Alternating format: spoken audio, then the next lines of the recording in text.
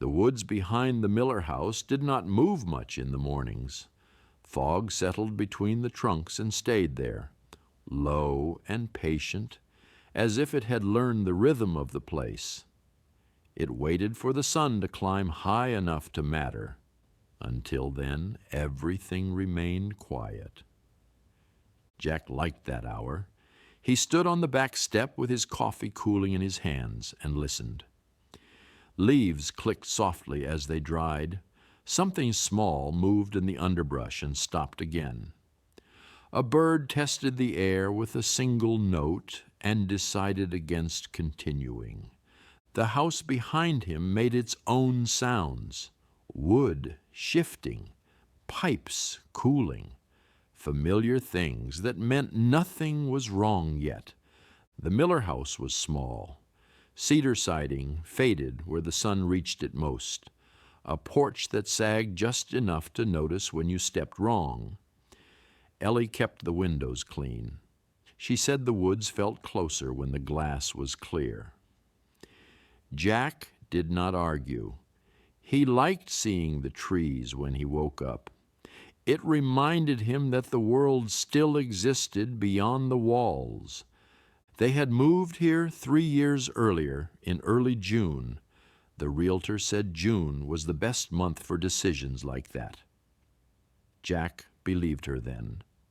The road in had been narrow, with moss-covered stone walls running alongside it like quiet boundaries. No street lights. At night, darkness arrived all at once. Most mornings, Ellie woke first. She liked to bake. The smell of yeast and warming dough usually pulled Jack out of sleep before his alarm did. It was a gentle way to wake, predictable, reliable. That morning, June 13th, he woke to quiet instead. No radio downstairs, no clink of bowls, no hum of the oven warming. He lay still and listened. There was water running in the bathroom. Then it stopped. He waited for footsteps. When none came, he pushed the covers aside and got up. Ellie stood at the sink with a towel pressed to her ear. Her hair was pinned back. She wore one of his old shirts, blue and thin at the cuffs. She looked calm, almost absent. "Did you cut yourself?" he asked. She shook her head. She lowered the towel. There was a faint smear of blood along the outer edge of her ear. It was already drying. "It was there when I woke up," she said. "Must have scratched it in my sleep." Jack stepped closer. The skin was intact. No cut. No break that he could see. The blood seemed to have come from inside and then stopped, as if it had reconsidered. "You sure you're okay?" She nodded. She turned back to the mirror and pinned her hair again. The movement was slow and careful. He watched her face, waiting for concern to surface. It did not. At breakfast, she buttered toast and hummed under her breath. The radio played low. A weather report, clear skies. Jack noticed a rust-colored mark on the pillowcase when he made the bed. He turned it over. He did not throw it away. The next morning there was no blood. The morning after that there was. Sometimes it was a smear, sometimes only a dot. Once there was nothing at all, but Ellie's ear was warm to the touch. Jack noticed patterns before he noticed fear. 2 days clean, 1 day marked, always in the morning, never during the day. Ellie never mentioned it again. They drove into town more often that week. Small errands, reasons invented after the fact. The road stayed quiet, too quiet for a weekday. A man stood in his yard watering the same square of grass over and over. The hose lay slack at his feet. Water pooled and ran toward the ditch. The man smiled faintly, his eyes unfocused. Jack slowed the car. "Ellie," he said, "do you know him?" She glanced over. "No." "Should we stop?" "For what?" The water kept running. Jack drove on. At the post office, Mrs. Henley stamped letters with steady hands. She had worked there longer than Jack could remember. She always asked Ellie about her bread. That week, she stopped asking. She smiled and slid the mail across the counter. Her eyes did not linger. The smile stayed a second too long. On the corkboard by the door, a pale blue flyer appeared. Public Health Advisory. Jack read it twice. Localized parasitic infections, it said. Symptoms may include ear discharge, headaches, auditory disturbances. Someone taped a coupon for lawn services over the bottom half. That night, Jack slept poorly. Ellie slept deeply. Her breathing was even. The woods pressed against the windows, dark and close. When he slept, he dreamed of soil shifting, of roots parting to make room. In the morning, there was blood on his pillow. It was less than Ellie's had been, a thin crescent near the edge. He touched his ear. It felt warm. There was a dull ache behind it, like pressure after a long drive. He sat on the bed and waited for panic. What arrived instead was a practical thought. He would call the number. The recorded voice thanked him for calling. It said response times were delayed. It suggested rest, hydration. It suggested not to worry. The ache deepened over the next few days. Sometimes it pulsed. Sometimes it settled into a constant weight. He heard a sound at the edge of hearing, like wind moving through a narrow space. When he focused on it, it faded. He began to notice how often Ellie stood still, how she paused before simple choices, how she forgot things she once remembered without effort. Not important things, just small ones, things that did not seem to matter anymore. Jack began driving into town every day after that, sometimes twice. He told himself he was checking on things, on Ellie, on the road, on the feeling that something had shifted and not come back. The town looked the same. Buildings stayed where they were. Signs did not change, but people lingered in ways that did not fit the places they occupied. A man stood in front of the hardware store, turning a single bolt over in his fingers. A woman leaned against her car with the driver's door open, keys still in her hand, staring across the lot. No one appeared lost. No one asked for help. At the clinic, the door was open now. The waiting room was full. Every chair was taken. People sat with towels pressed to their ears or folded carefully in their laps. A television mounted in the corner played without sound. The news ticker moved steadily beneath a smiling anchor. Local health officials confirm issue is contained. A nurse stepped into the room and asked everyone to follow her. No names were called, no numbers. People stood and moved together, calm and unhurried. Jack stayed where he was. The nurse did not notice him watching. He waited until the room was empty, then stood and walked back outside. He sat in his car for a long time with the engine off, listening to the murmur in his head. It rose and fell in time with his breathing. At home, he tried to work. The things he normally did with his hands felt distant. He started tasks and left them unfinished. A drawer left open, a tool set down and forgotten. Ellie moved through the house behind him, quiet and patient, finishing what he did not. She did not mention the blood again. Some mornings there was none. Some mornings there was more than before. Once it had soaked through the edge of the pillowcase and left a faint mark on the sheet beneath.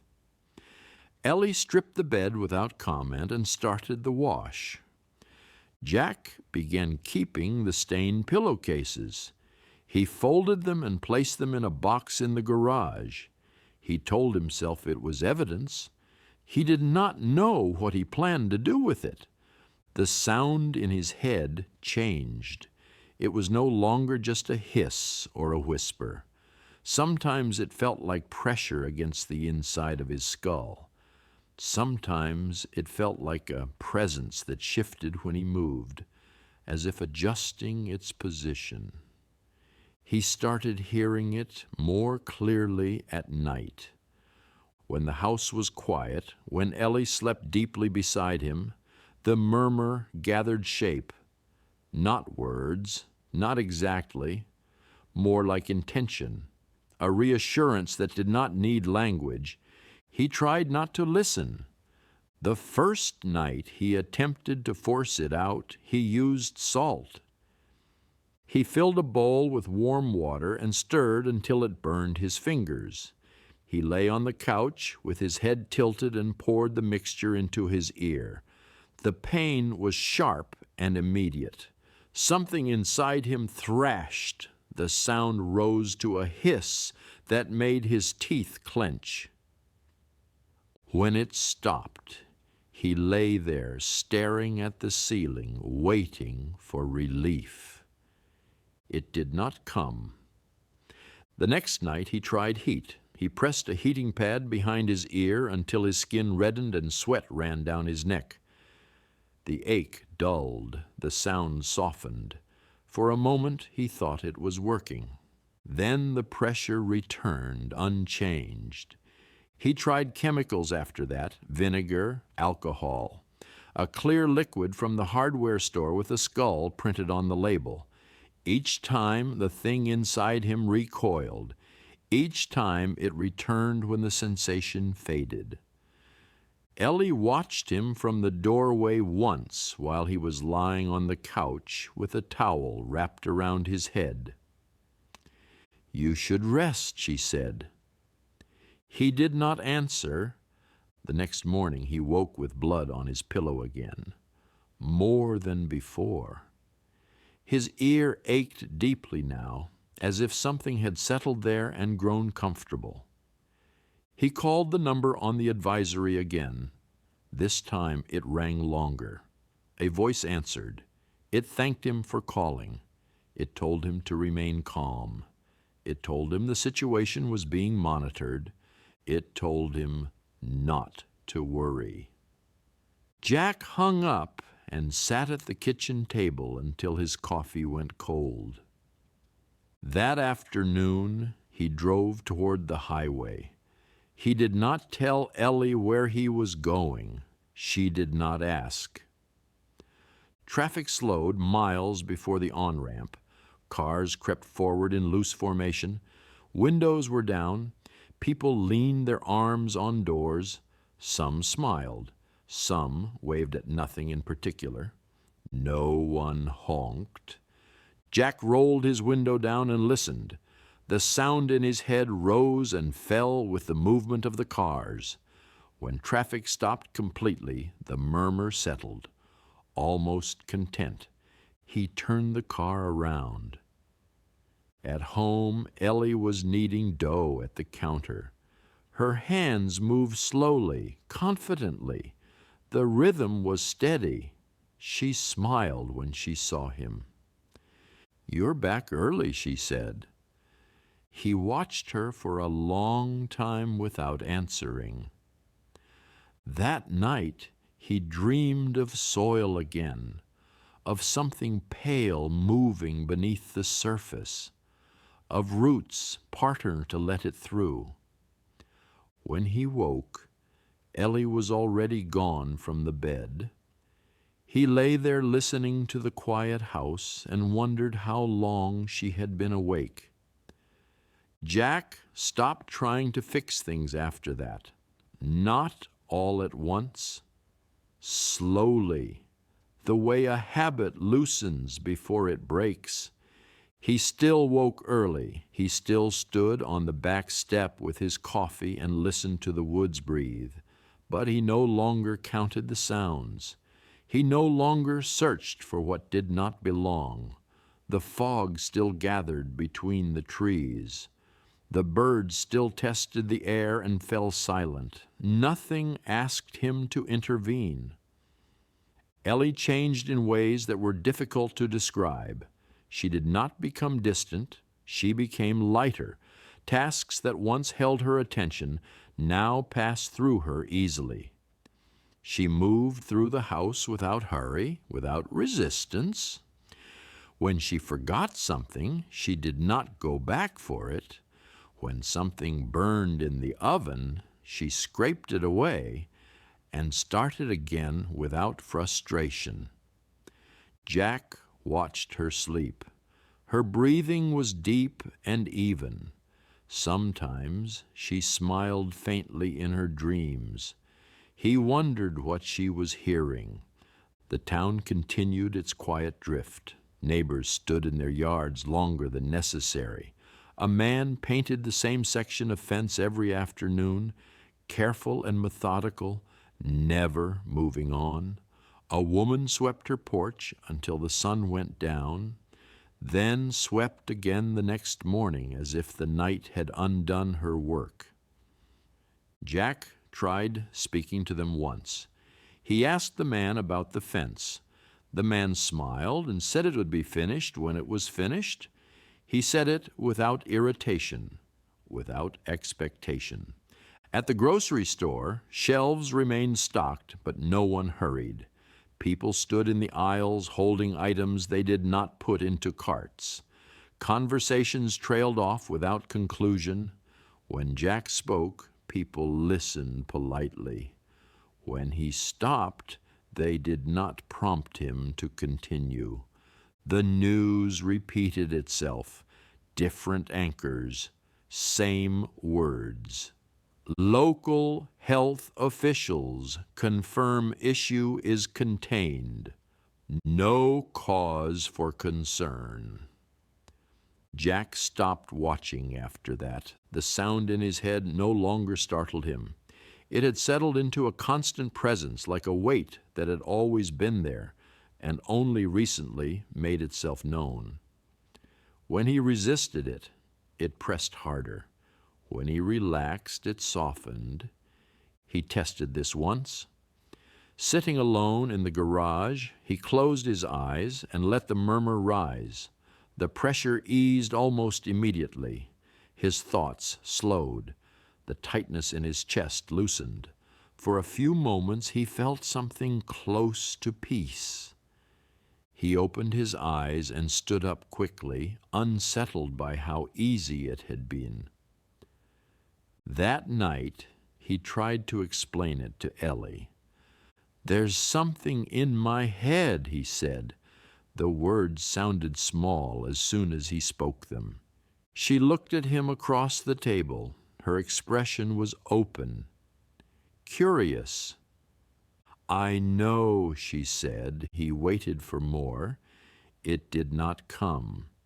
"You're not scared," he said. She tilted her head, considering. "No." "It's changing us." She nodded. "Yes." He pushed his chair back. The room felt too still.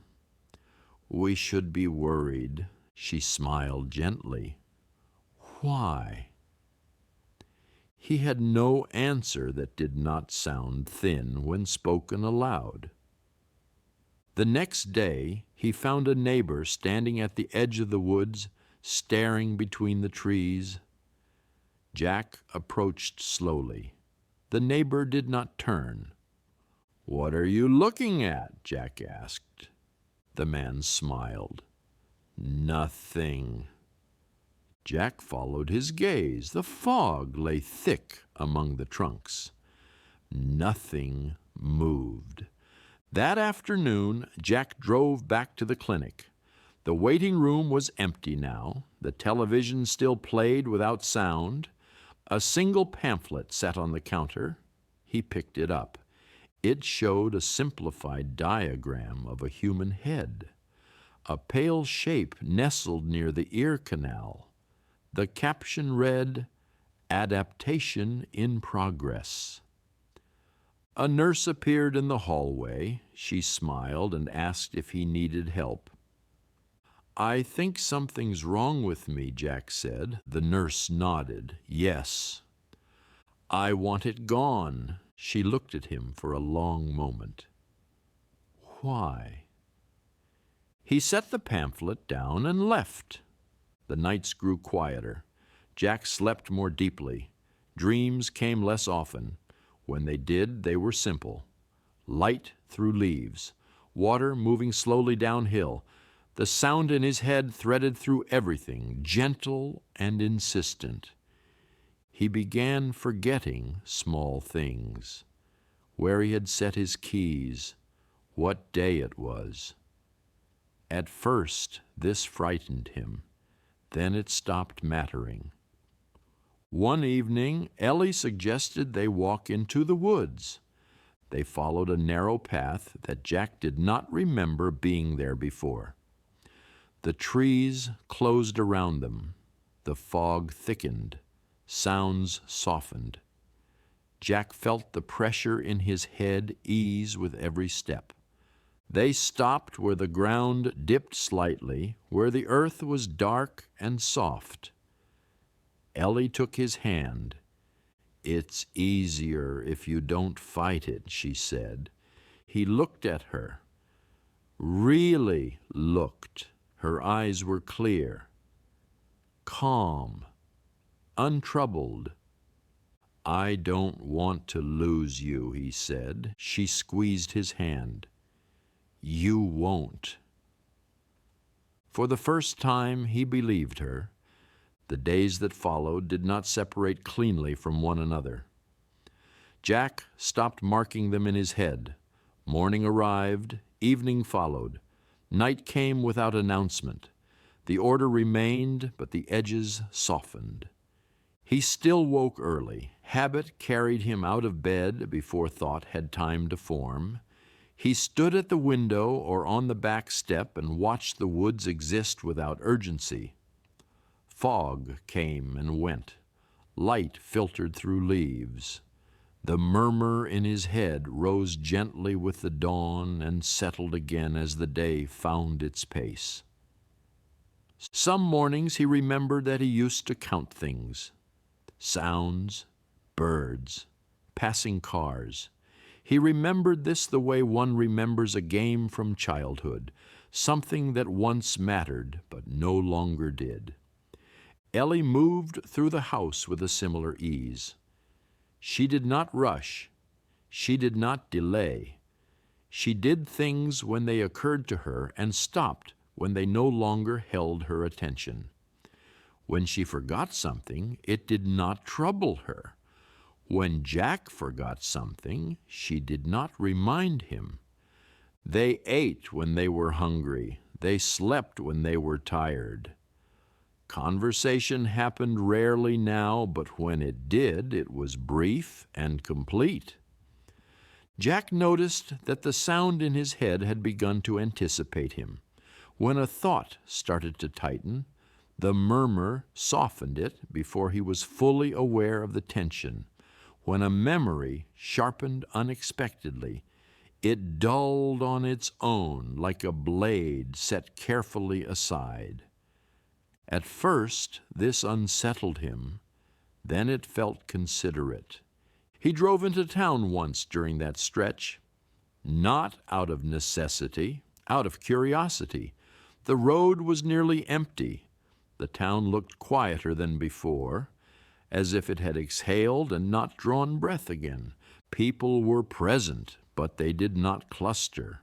A man sat on a bench outside the post office, hands folded, watching nothing in particular. A woman stood in the grocery store doorway with a basket at her feet, content to remain where she was.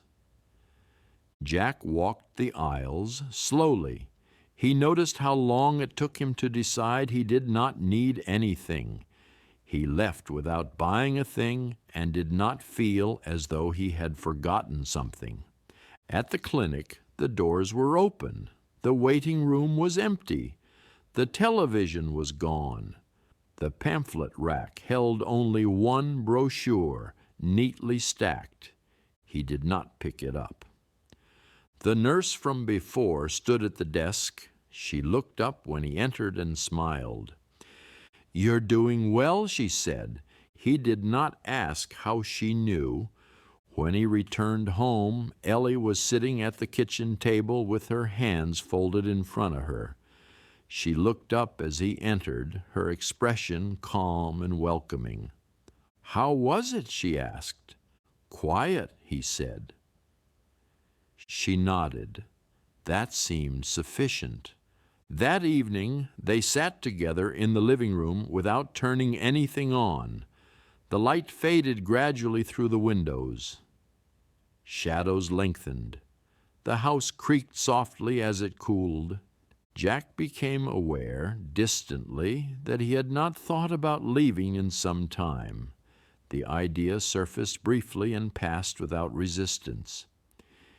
He wondered when that had happened. Sleep came easily that night, deeper than before. When he dreamed, it was not of soil or movement or pressure. It was of standing still in a wide, open space, of being held in place without restraint. He woke with the feeling intact. Over the next several days, the town seemed to withdraw further into itself. Fewer cars passed on the road. Fewer lights appeared in windows at night. People stood in their yards or on porches and watched the day move around them. No one appeared distressed.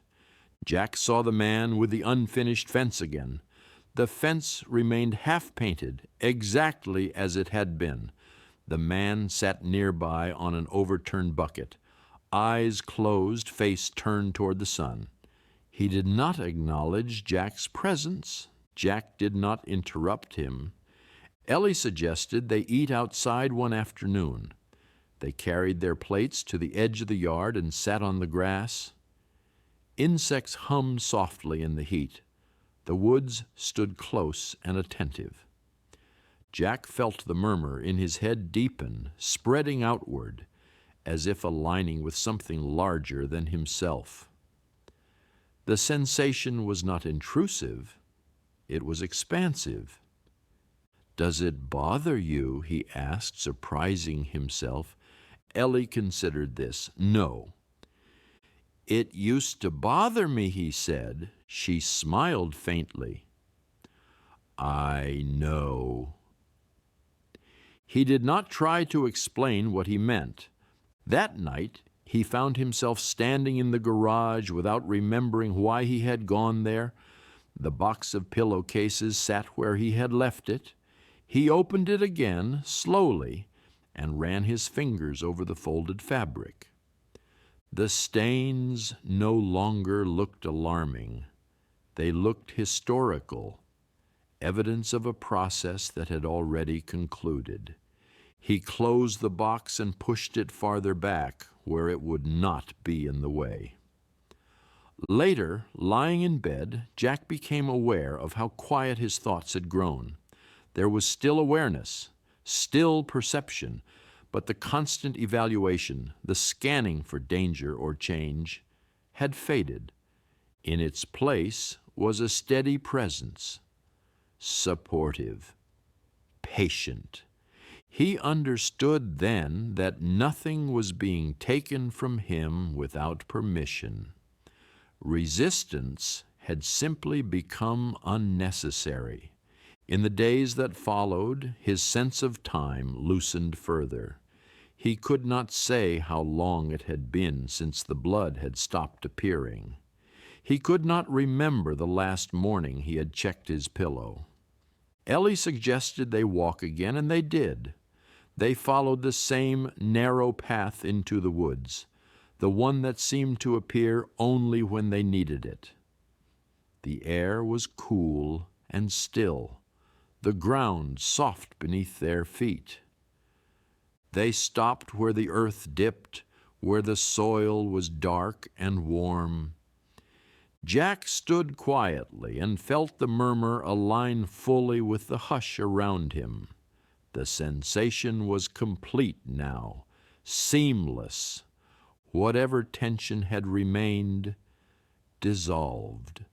When they turned back toward the house, Jack realized that the question of what came next no longer formed in his mind. The absence felt natural. After the walk in the woods, Jack stopped trying to measure what he was losing. He still noticed changes. He just did not catalog them anymore. Time slipped more easily now. Hours passed without friction. The days no longer needed structure to hold together. The town settled into a rhythm that did not resemble work or rest. People appeared when they were needed and faded when they were not. The man with the fence stopped painting. The fence remained half-finished and perfectly acceptable. The woman with the porch broom stopped sweeping. The porch stayed clean anyway. No one asked questions. No one complained. Jack's ear no longer bled. The skin healed cleanly. The ache receded into a dull warmth that spread behind his eyes and down into his jaw. When he focused on it, the warmth deepened. When he ignored it, it remained, patient and unoffended. He tried once to remember what fear had felt like. The memory did not arrive. Ellie moved through the house as if she had finally learned how little effort it required. She baked less often now. When she did, she forgot the bread in the oven sometimes. They ate it anyway. It tasted the same. They spoke less. When they did speak, the words were simple, complete. Nothing needed elaboration. Jack stopped driving into town. There was no reason to check on things that no longer required checking. The radio stayed off. The television gathered dust. The news had nothing new to offer. The woods pressed closer to the house as summer deepened. Leaves thickened. The air grew heavy. Fog appeared later in the day now, sometimes drifting in before dusk. Jack stood on the back step and felt the murmur in his head align with the hush around him. The alignment brought relief. One afternoon, he found the box of pillowcases in the garage. He opened it and looked at the folded fabric. Rust-colored stains, darker patches, evidence of something that had once mattered. He closed the box and left it where it was. That night, he dreamed for the first time in weeks. He stood in the woods, alone. The ground beneath his feet was soft and warm. He could feel movement below the surface, slow and deliberate.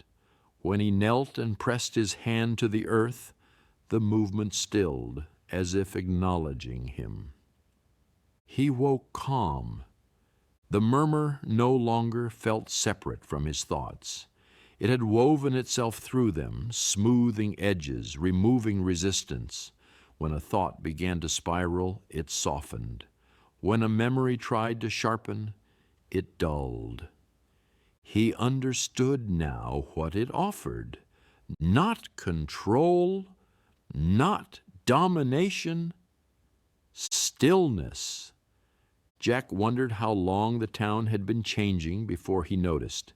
How many people had passed through this place and found it easier to stay than to leave? How many had resisted longer than he had? The questions faded before they finished forming. Ellie suggested they sit outside one evening as the light faded. They brought their chairs to the edge of the yard and watched the woods darken. The air hummed with insects. Somewhere deeper in the trees, something moved and then stopped.